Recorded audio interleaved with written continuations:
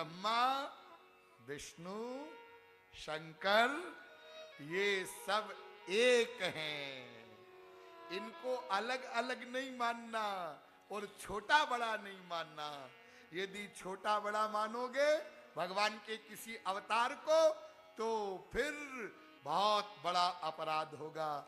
इसलिए सर्वे पूर्णा शाश्वताश्च, भगवान के सब अवतार परिपूर्ण हैं, बराबर हैं। ये बात अलग है कि भगवान के किस अवतार में कितनी शक्ति प्रकट हुई।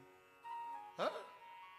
जिस अवतार में जितनी शक्ति को प्रकट करने की आवश्यकता होती है भगवान उतनी शक्ति को प्रकट करते हैं और बाकी शक्ति छुपी रहती है।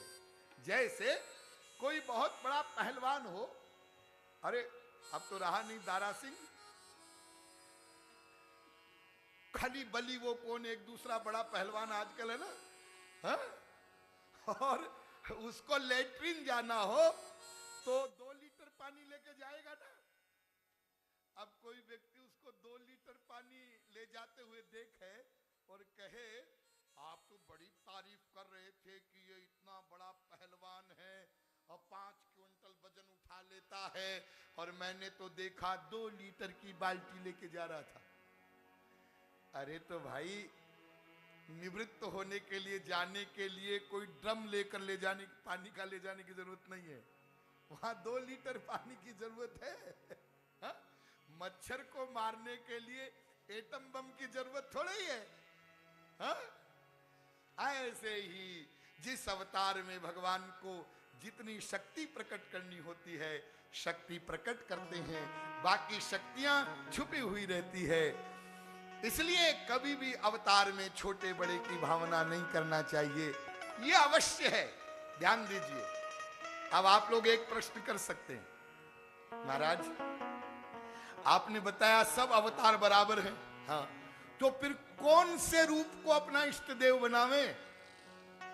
बहुत ध्यान से सुनिए।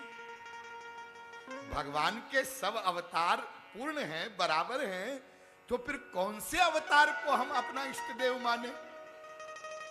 हाँ, तो जिस अवतार के रूप में मन जल्दी लग जाए, आसानी से लग जाए, उस रूप को इष्ट देव मान लो।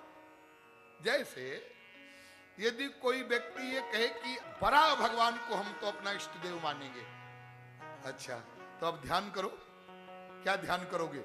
ओ बड़ा भारी सूकर का रूप और दहाड़ता हुआ से आया, समुद्र में कूदा और पृथ्वी को लेकर के आया और फिर स्थापित किया और फिर चला गया। ये लो लीला खत्म। इस अवतार में कोई विशेष लीला नहीं है। हमारा मन लगे ऐसी मधुर मधुर लीलाएं हो, तो ऐसी लीलाएं 2 अवतारों में है। ध्यान दीजिए, एक रामावतार और एक कृष्णावतार। इन दोनों अवतारों में भगवान ने मनुष्य का शरीर, मनुष्य के जैसा शरीर बनाया। हाँ? निज इच्छा निर्मित तनु, और जैसे मनुष्य करता है क्रियाएं, किए चरित पावन परम प्राकृत नर अनुरूप, भगवान ने वैसी लीलाएं की ताकि उनको सुन करके पढ़ करके हम भी उसी प्रकार का चिंतन कर सकें।